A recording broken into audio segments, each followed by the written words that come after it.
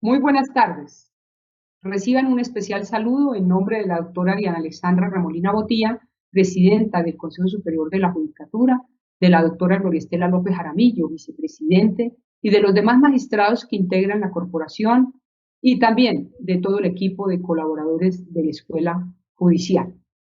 Dando continuidad al ciclo de capacitaciones en Derecho Penal, desarrollaremos hoy la séptima actividad académica denominada Caja de Herramientas en el Sistema Penal Acusatorio, a fin de sensibilizar sobre las características, implicaciones, desafíos y oportunidades de mejora del sistema penal existente en Colombia, adoptado mediante el Acto Legislativo 03 del 2002, desarrollado en la Ley 906 de 2004 y sus posteriores reformas legislativas.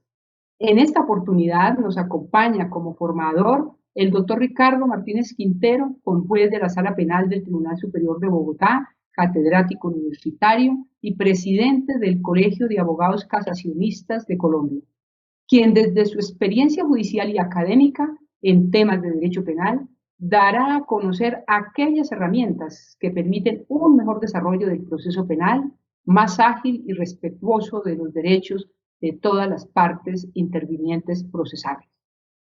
Tan pronto finalice la exposición, se dará respuesta a algunas de las preguntas que se hagan a través del chat de este foro.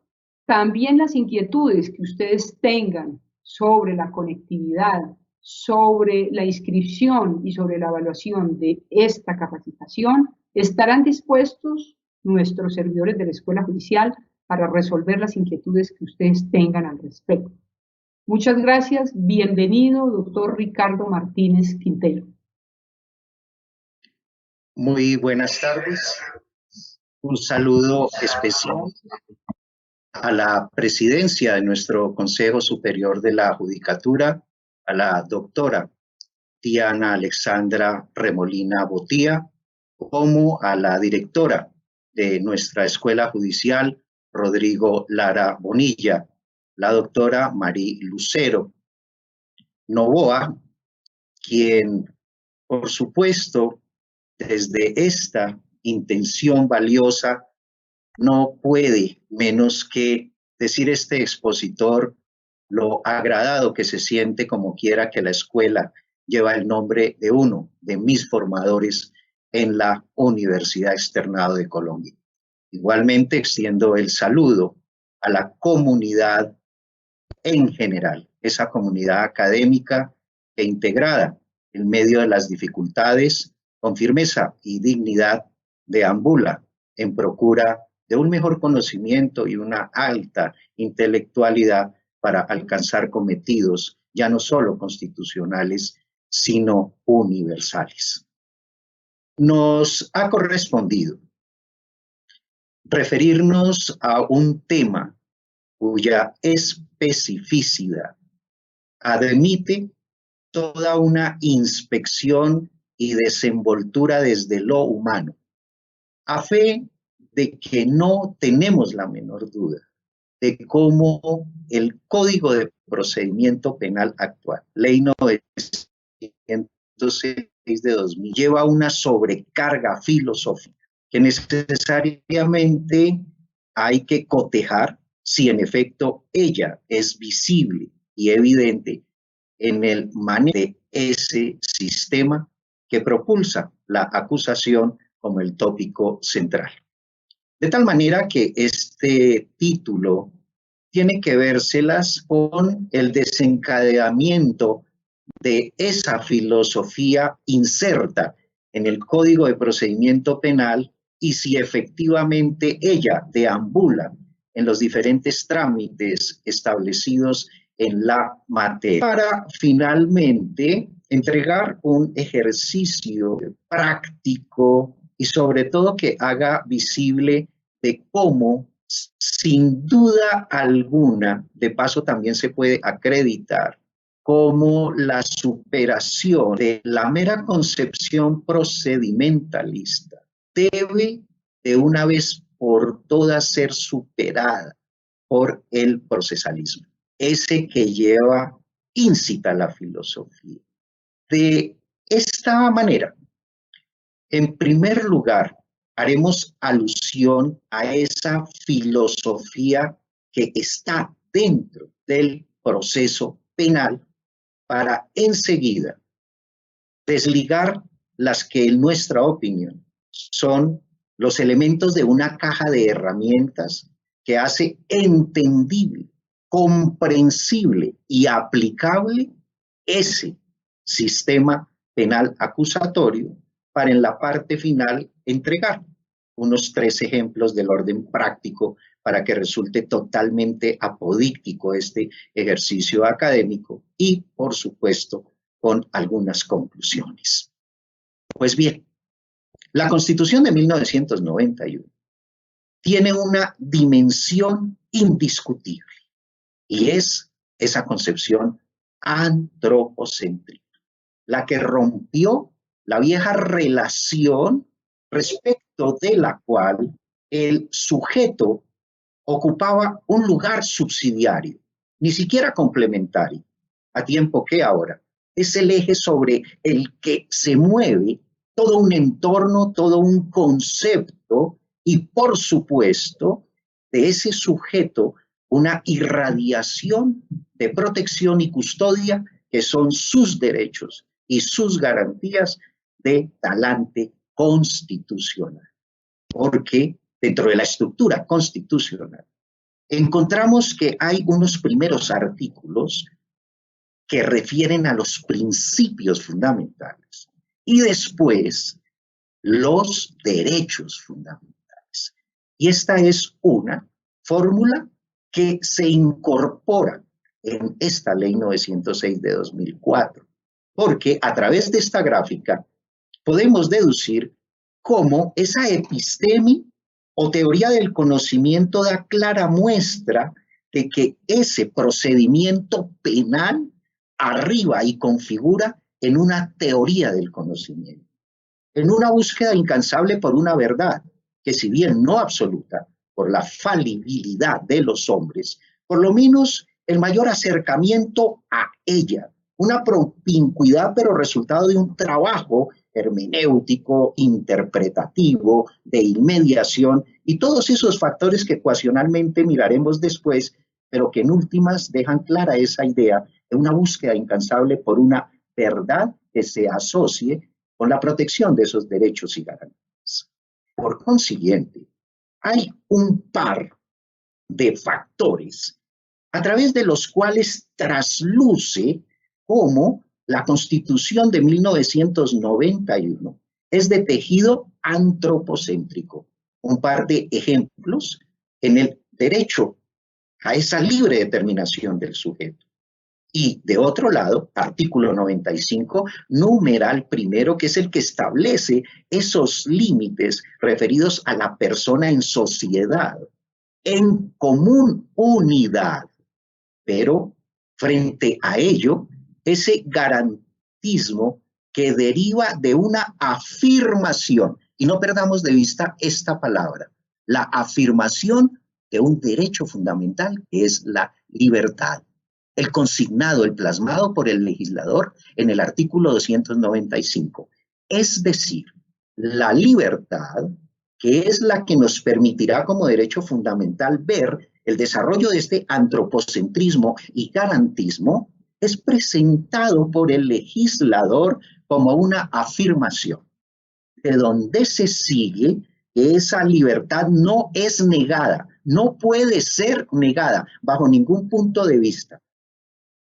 Caso contrario, el que por esa misma reconocida afirmación pueda excepcionalmente, única y exclusivamente, excepcionalmente afectarse.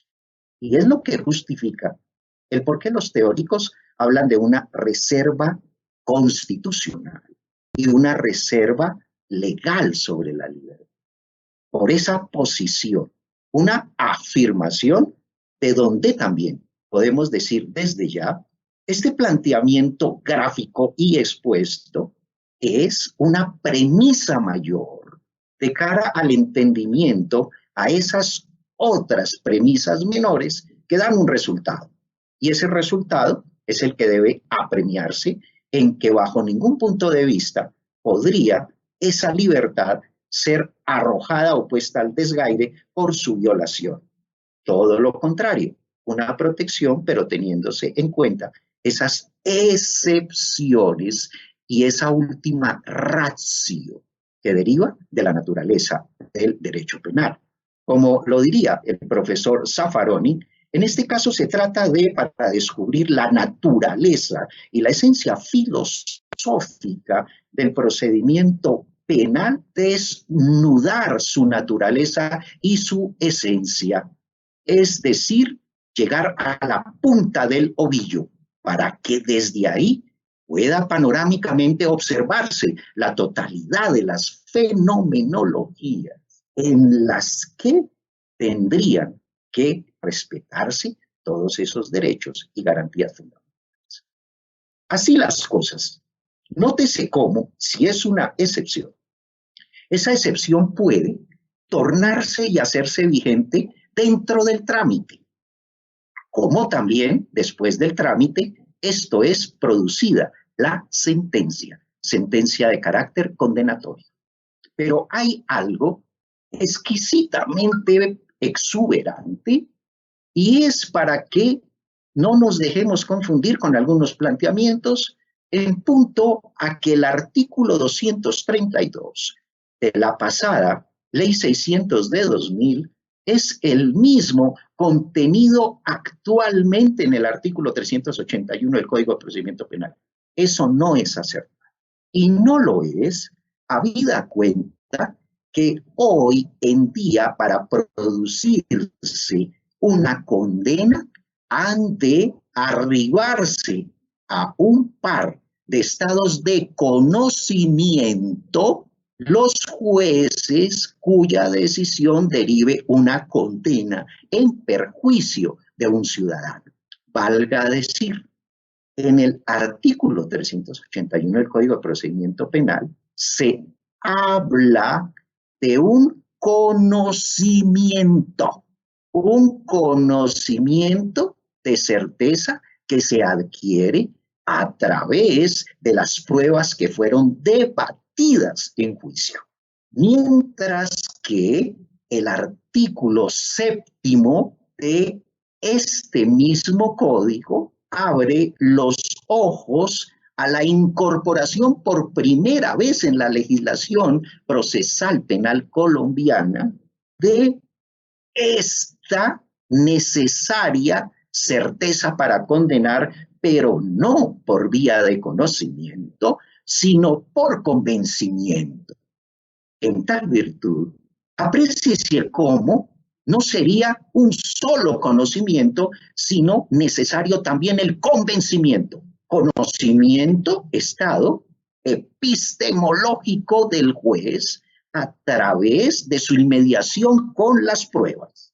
Pero además, ese convencimiento inscrito dentro de los primeros artículos del Código de Procedimiento Penal, es decir, de esas normas rectoras, que son principios de interpretación, que es lo fundamental. Y es aquí donde creemos se producen esas interpretaciones un tanto alejadas de la realidad.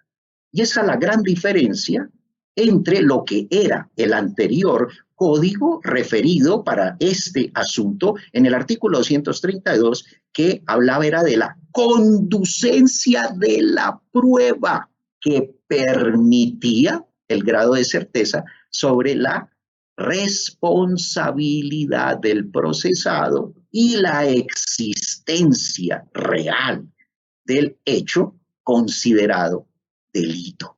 Una gran diferencia, de donde también ha de deducirse que esa palabra últimamente muy utilizada por nuestra Sala Penal de la Corte Suprema de Justicia, más allá, es el verdadero estándar probatorio para todas las decisiones judiciales, las que se toman durante el proceso, pero también la que se toma finalmente en el proceso. Cuando hablamos de la imposibilidad de afectar la libertad más allá de la necesidad, más allá de la urgencia, más allá de la razonabilidad. Es muy diferente a esa conversión que encontramos cuando se produce la sentencia, donde ese sí más allá puede superar el límite, más allá de toda duda, más allá de la configuración típica de la conducta que se investigó. Hace pocos días, como lo veremos ahora, una jurisprudencia de la Sala Penal de la Corte Suprema de Justicia, magistrado ponente, el doctor Gerson Chaverra Castro, hizo énfasis en esa utilización de este vocablo para efectos de la determinación de una tipicidad, para diferenciar lo que es un concierto para delinquir referido a otros delitos derivados de ese acuerdo entre las personas. Este delito que no puede ir más allá de la consideración legal porque la comisión de otras conductas sobre las que susceptible la tipicidad crearía el concurso entre unos y otros tipos penales. Entonces, en síntesis, tengamos en cuenta que esta teoría del conocimiento se arrima a un antropocentrismo garantista, humanitario y naturalístico, por lo que la condena, la afectación a la libertad, tanto dentro del trámite como efecto del trámite, la palabra clave, el más allá.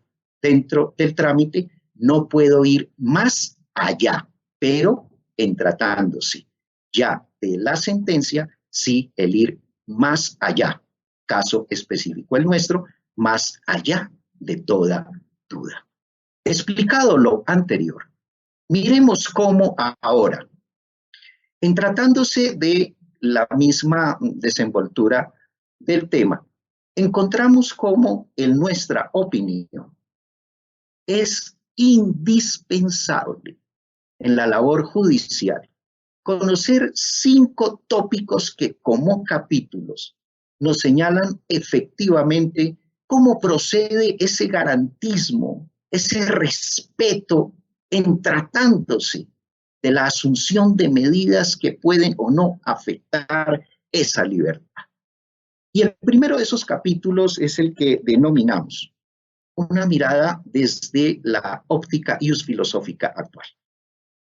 Una orientación pragmática. Ejemplo, el de la motivación requerida, según el artículo 359, inciso final del Código de Procedimiento Penal, el que alude a las pruebas. Porque cuando el juez de conocimiento niega la práctica de una prueba o nos encontramos en cualquiera de los casos, pensemos en el caso de la afectación de la prueba por no cumplir los requisitos determinados para ella. Esa motivación del juez es indispensable, porque con base a esa motivación es que se puede impugnar. Y de suyo, hay una orientación pragmática en el actual procedimiento penal, porque epistemológicamente hay 2 etapas. La primera, la que conocemos como el contexto demostrativo, y la segunda como el contexto de la justificación. En el primero, la labor de investigación, el trabajo analítico, la inspección y más tarde la decisión, que es la que se somete a la valoración intersubjetiva. Es lo que conocemos como la decisión que debe cumplir 2 elementos, no uno cualquiera, los 2. El primero, un mínimo de convicción general y en segundo lugar, un mínimo de juicio racional.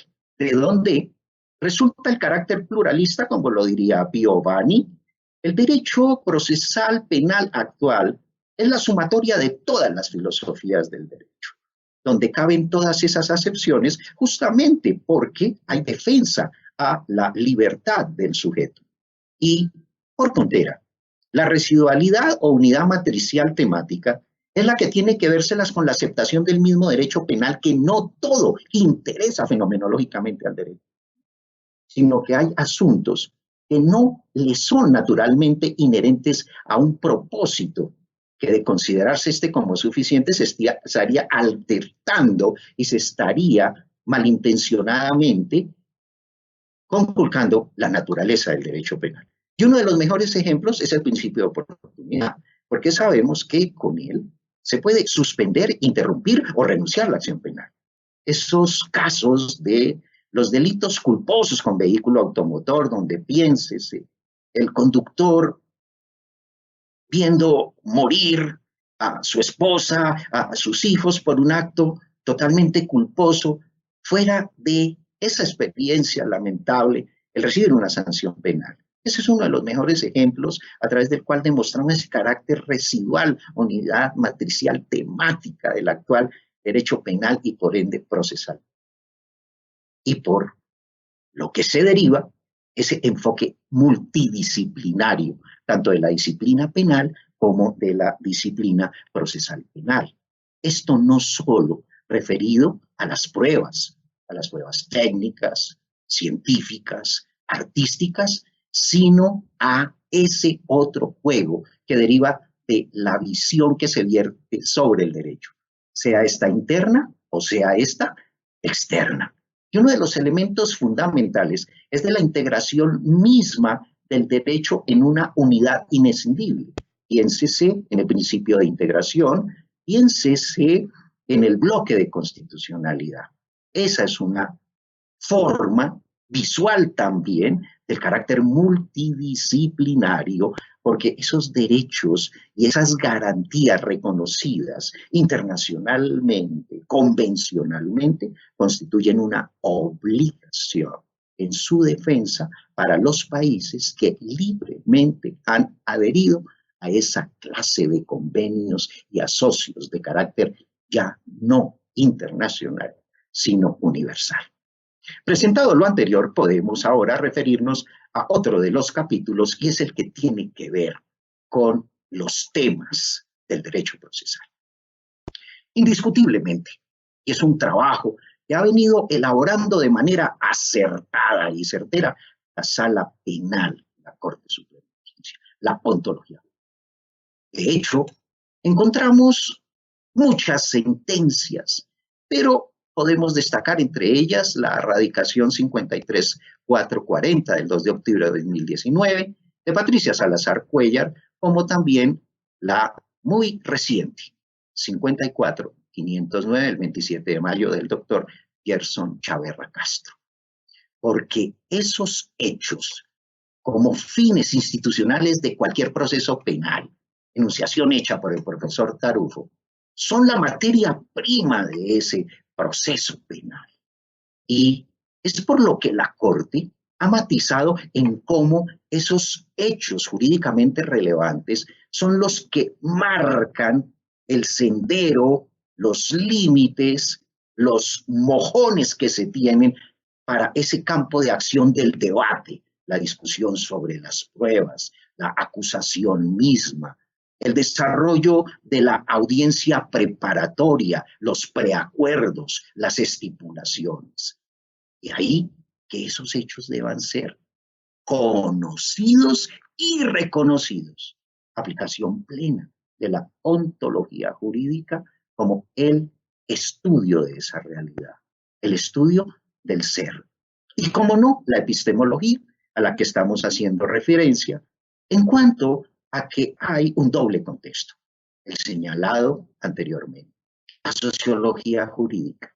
Esa que desde Durkheim, con su teoría de la anomia, entregó suficiencia para el trabajo, entre otros, de Merton y Spencer, en cuanto a que esa anomia, como conducta divergente, conducta contraria al orden social, conducta por algunos considerada anormal, tiene una raíz, tiene un génesis, y en ello debe incluirse toda la labor epistemológica para no fallar o en lo posible disminuir porcentualmente ese riesgo en la producción de una sentencia alejada de esa ontología, longínqua de esa epistemología.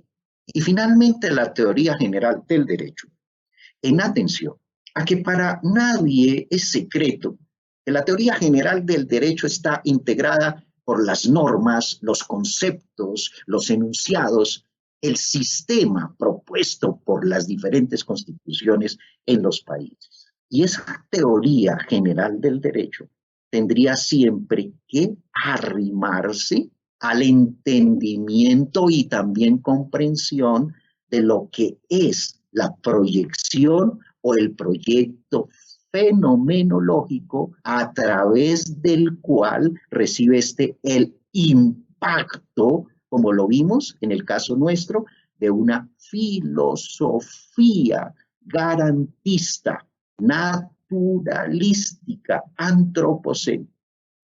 De otro lado, la comprensión del derecho procesal. ¿Cómo hago para hacer efectiva esa comprensión? Y creemos por las siguientes vías, sin detrimento de las otras disciplinas que coadyuvan en la eficacia, eficiencia del trabajo filosófico. La primera, la hermenéutica. Esa hermenéutica en perjuicio de las procesales, porque esa reproducción de la producción originaria, la teoría objetivista, no es más que esa intención de permanecer enconchados, de no superar la coraza, y es lo que en última se constituye en el principal elemento contrario a los avances en el respeto por los derechos fundamentales. Por eso, esta hermenéutica no puede ser única o exclusivamente normativa, sino una hermenéutica ontológica, es decir, la interpretación que debe hacer no solo el juez, sino el defensor, el ministerio público, la defensa sobre esos hechos jurídicamente relevantes, para pronunciarse sobre aquellos en el ejercicio adecuado de sus roles. Esa es otra de las notas características de un sistema de estirpe acusatoria. Los roles de cada uno de los protagonistas, como sujetos, como partes, como intervinientes. Pero hay un punto crucial, y es el de la fenomenología. Esa propuesta por Edmund Husserl, en la llamada epogé. Esto simplemente consiste en colocar la información del mundo entre paréntesis para evitar el prejuicio, el preconcepto, el prejuzgamiento. Y es a lo que invita una filosofía como la vertida en nuestro Código de Procedimiento Penal. Porque, como lo veremos adelante, no basta la gravedad, la naturaleza de un delito. No basta ni siquiera la personalidad del sujeto, porque el juez en todo caso estaría comprometido a no dejarse afectar por los prejuicios y tomar una medida que sea corresponsal a no ir más allá de la prohibición constitucionalmente establecida.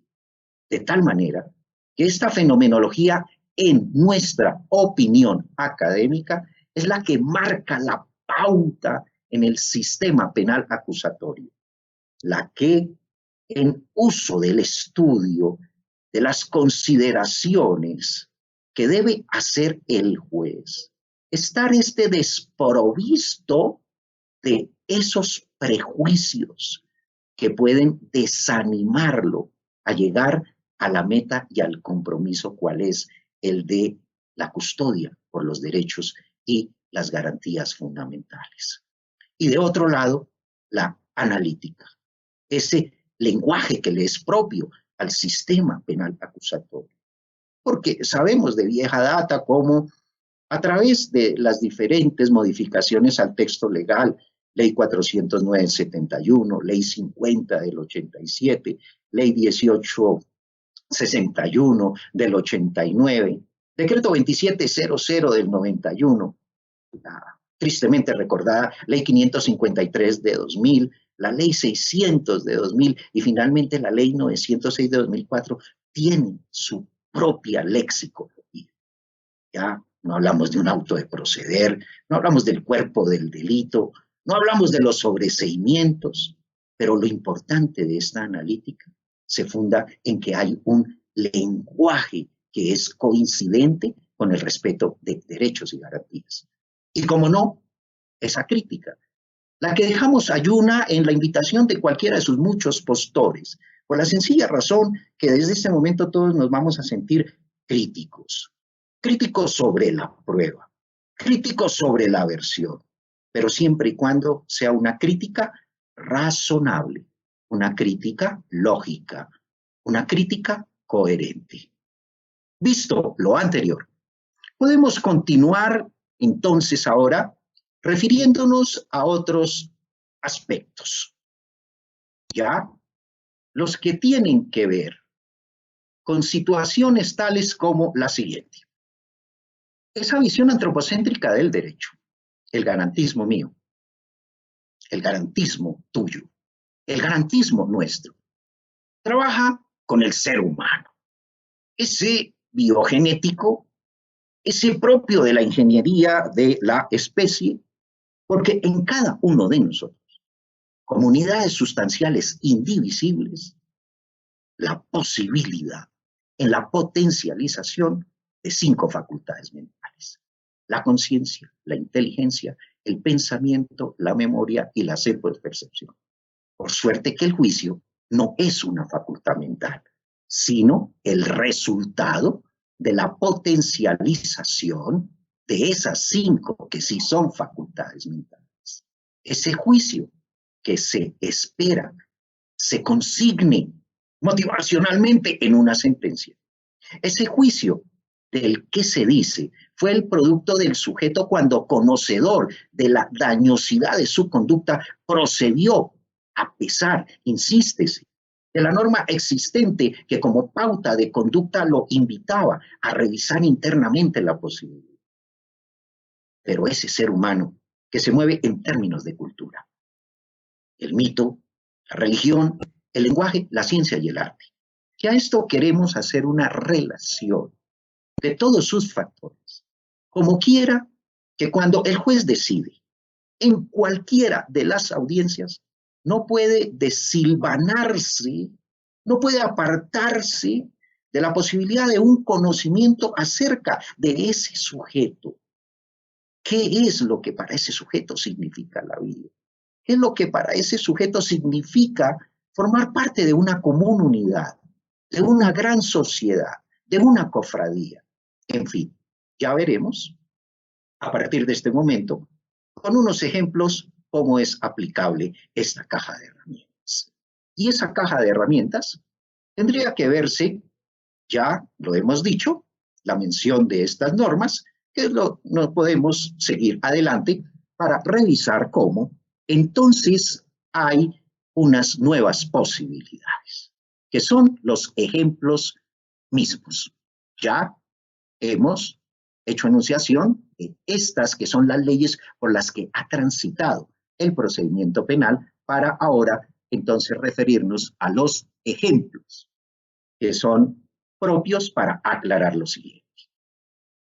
En tratándose de la petición de medida de aseguramiento, pero también de esas medidas de protección, es indispensable saber de la operativa de la inferencia razonable, de lo que atrás dijimos, la fenomenología, el no dejarme afectar por cualquiera de los elementos que por su nocividad me llevan al abismo del prejuicio, la preconsideración, el influjo de los juicios noticiosos publicitarios, que terminarían dando al traste con el compromiso de quienes imbuidos en un trámite penal se encuentran. Esa inferencia razonable es uno de los báculos con el que se mueve y abre camino el derecho penal mínimo como última ratio. En el artículo 307 del Código de Procedimiento Penal, previstas están las medidas de aseguramiento. En su literal A, las privativas de la libertad. En su literal B, las no privativas de la libertad. ¿Qué camino sigo?, dice el juez. Pero la pregunta debería ser, ¿cómo sigo el camino? Y se sigue de la siguiente manera. Los requisitos objetivos, sin darse por descartados. Lo cierto es que devienen en la llamada audiencia preliminar concentrada, ahora virtual, de un orden que es lógico. Si a una persona se le declara legal su aprehensión física, esta audiencia es propulsora de la segunda, que es la de la imputación. Que así se considere un mero acto de comunicación es el señalamiento digital judicial acerca de una situación fáctica con una denominación jurídica. Y por contra, la tercera de las audiencias es la que tiene que ver con la posibilidad o no de la aplicación de una medida de seguridad. Entonces, esos requisitos objetivos vienen empujados por la celebración de las audiencias anteriores. Y por consiguiente, es donde debe tenerse muy en cuenta el aspecto subjetivo, como metodología de esa observación fenomenológica, donde diríamos, más importante que la personalidad del sujeto agente, su biografía, porque todos como seres humanos, por nuestra falibilidad, por nuestra condición, somos realmente de una proclividad naturalística a la comisión de delitos, pensemos en los culposos.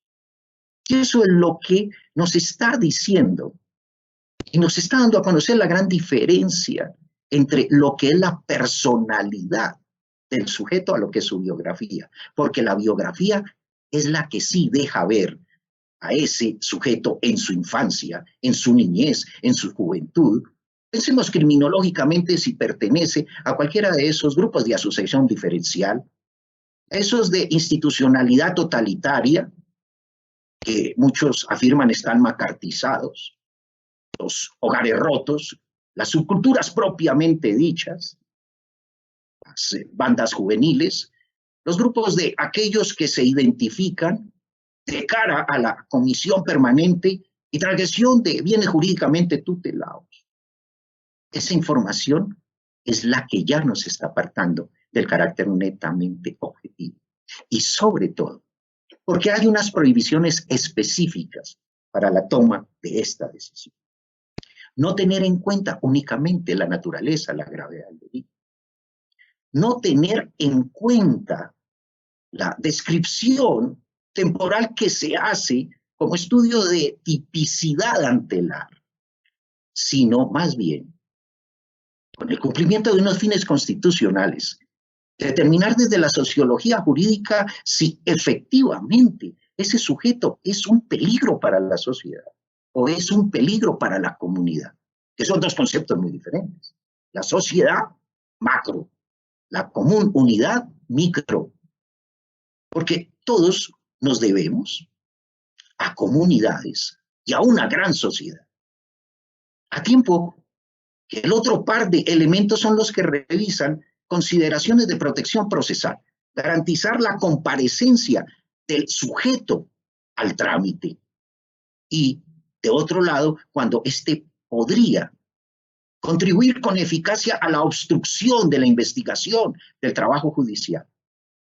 Entonces, véase cómo ciertamente en esos fines constitucionales está recogido el factor sociológico, la sociología jurídica, y el procesal, pero que el papel del juez está en no dejarse impregnar o presionar de elementos que lo saquen de esa condición que es para él indispensable. El no estar prejuiciado, el no incurrir en esos preconceptos.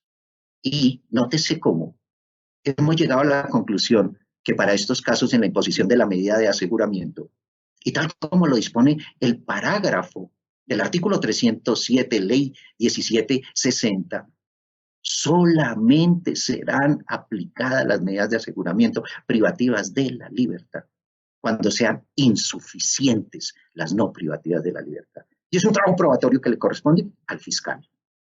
Yo recuerdo en alguna oportunidad, cuando en los generales de ley, un indiciado, cuando se le preguntaba sobre su actividad, dijo, señoría, yo soy un ladrón. O en otra ocasión, cuando, pasándose la revista judicial, la información de los generales, otro dijo, me identifico con doble coco. Entonces, nótese la lexicología, el amparo en una verdad, porque no siempre hay condiciones de negación. Y eso debe tenerse muy en cuenta. Por ende, hemos llegado a la conclusión de la llamada teoría de la imprescindibilidad, más allá de lo necesario, más allá de lo urgente, más allá de lo razonable, más allá de lo adecuado, porque eso ya está dicho, eso es procedimentalismo. Lo que importa es que efectivamente no haya otro camino, sino el de la aplicación de esa medida de aseguramiento, que sea imprescindible. Y otro tanto, como lo podemos ver ya estudiado este caso, como el que ocurre subsiguientemente con el de las pruebas. En las pruebas vemos en el artículo 359 cómo efectivamente ellas son necesarias, pertinentes, conducentes, porque podrían ser excluidas, inadmitidas o rechazadas. Y por consiguiente, ¿qué es lo importante? Que la prueba sea indispensable, porque todas las pruebas deben ser necesarias, pertinentes, conducentes. ¿Pero acaso todas son indispensables? Pensemos en la petición de una prueba, testimonio, 100 testimonios. Podrían con 10 o 15 haber suficiencia y aplicaríamos inmediatamente la teoría de la indispensabilidad. De otro lado, un ejemplo. La casación como control constitucional de la sentencia a partir de sus fines. Creemos que, superada esa crisis por la que tuvo que pasar la casación, en virtud de la Ley 553 de 2000, donde dejaba de ser un recurso extraordinario para convertirse en una acción. El trabajo cumplido por el magistrado Carlos Gaviria Díaz, mediante sentencia C-252 del 28 de febrero de 2001, puso definitivamente a salvo en su naturaleza y en su esencia el recurso extraordinario de casación. ¿Cómo qué? Es el que se dirige para atacar las sentencias. Y por eso discutimos bastante la presencia aún en el Código de Procedimiento Penal del artículo 183, el que faculta a los tribunales para declarar desierto este recurso.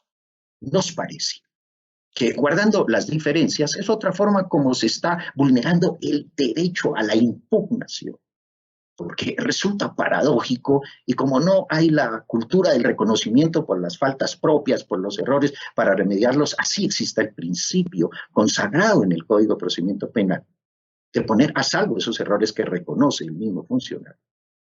Mientras permanezca este artículo, repetimos, residenciando la posibilidad de la reposición solo por los tribunales respecto de los cuales se ha llevado la demanda de casación, se estaría conculcando ese derecho a quienes legitimados están para poder llegar a sede de casación.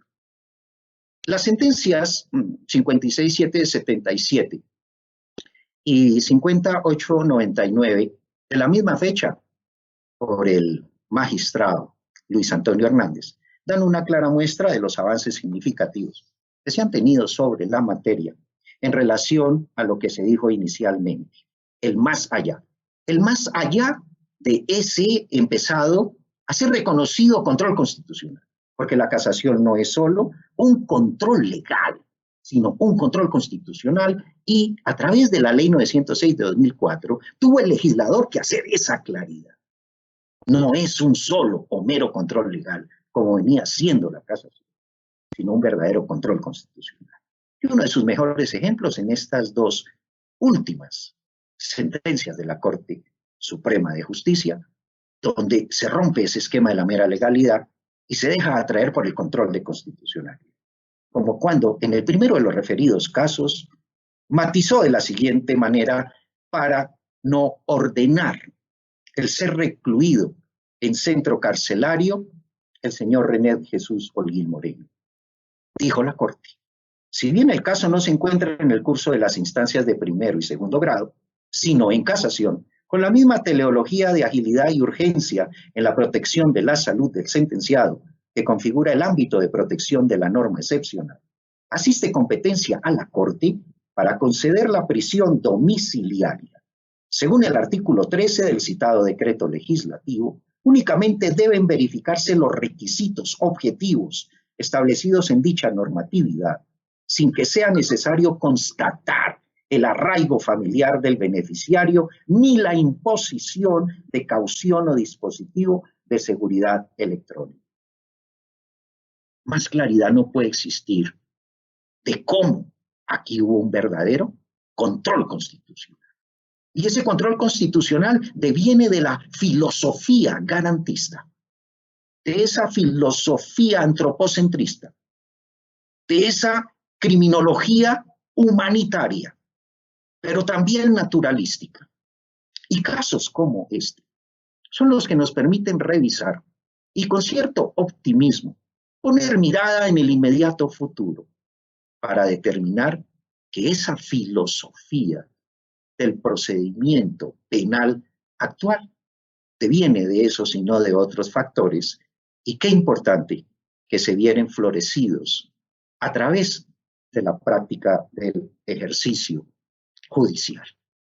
Ya para rematar, podemos instalarlos en algunas conclusiones, y quiero aclarar con esto a los queridos académicos, esto que fuera expuesto por el colega Fernando Velázquez en un muy interesante evento hace algunos meses. Dijo a este propósito: pese a que en un momento, en un comienzo, los estudiosos del derecho procesal y las universidades brindaron un relativo apoyo para la difusión del modelo, conferencias, capacitaciones, salas de audiencias, etc. La verdad es que esa efervescencia pasó muy rápido. Pronto esos actores se desentendieron y los procesos académicos se estancaron o volvieron al pasado inquisitivo. Muchas cátedras de derecho procesal siguen orientadas al procedimentalismo y no aportan nada al debate teórico. Y ello sucede no solo en los cursos de pregrado, sino en los de posgrado. Es más, para hablar de estos últimos, se cuentan en los dedos de las manos los programas que, de verdad, tienen un contenido diseñado para difundir la cultura acusatoria. De ahí que ya, para rematar, hago, a título de conclusiones, los siguientes humanos y académicos llamados: doctoras, doctores. Hay que darle importancia a la resignificación de los contenidos. Igualdad entre pares. Esto que desde el primer momento, desde el paso del sujeto en la judicatura de garantías hasta la máxima autoridad. Igualdad entre los pares. Importancia entre ellos. Sesudos comentarios. La impresión real y genuina de la aplicación de estas herramientas. Porque hay una crisis en el proceso de formación de los abogados. Por eso elevo mi voz para felicitar a la Escuela Judicial Rodrigo Lara. El decaimiento del argumento de autoridad proveniente de la iteración de los contenidos, fuerza imperante del procedimiento, longincuidad, lejanía de los protagonistas del derecho frente a la fidelidad del carácter ius filosófico de la ciencia jurídica penal. Epistemológicamente, como se vio, antropocentrista, humanista, garantista y naturalista. De la sordera a la ceguera, eso solo conduce a la violencia de los derechos fundamentales. De esta forma, espero haber contribuido desde la academia para la revisoria de esos aspectos de los que no tengo la menor duda nos auxilian en el entendimiento y la comprensión de la filosofía del procedimiento penal actual, el sistema penal acusatorio. Mil gracias. A usted, doctor Ricardo Martínez, nuestro agradecimiento especial por su clara y ponderada exposición, quien con sus conocimientos nos ha orientado para la interpretación y aplicación adecuada de la ley procesal penal. A todas las personas que se han conectado a esta actividad, nuestro agradecimiento también especial, y por supuesto al grupo de apoyo de la Escuela Judicial Rodrigo Lara Bonilla. Muchísimas gracias de nuevo a todas las personas, a toda la comunidad judicial que activamente se ha conectado a todas estas capacitaciones, y hoy tengo el enorme privilegio de informarles que de las 48 capacitaciones que hemos realizado en tiempos de pandemia, tenemos un número de 100.464 entre servidores judiciales y demás actores del sector justicia que se han conectado a estas capacitaciones. Estamos a su servicio. La Escuela Judicial, los funcionarios de la Escuela Judicial, el Consejo Superior de la Judicatura, por supuesto, nos debemos a ustedes, a los servidores judiciales. Muchas gracias nuevamente, doctor Ricardo Martínez, por esa filosófica conferencia tan importante en estos tiempos, donde queremos jueces, servidores judiciales, empleados más humanos, más cercanos a los ciudadanos. Muchas gracias, una feliz tarde.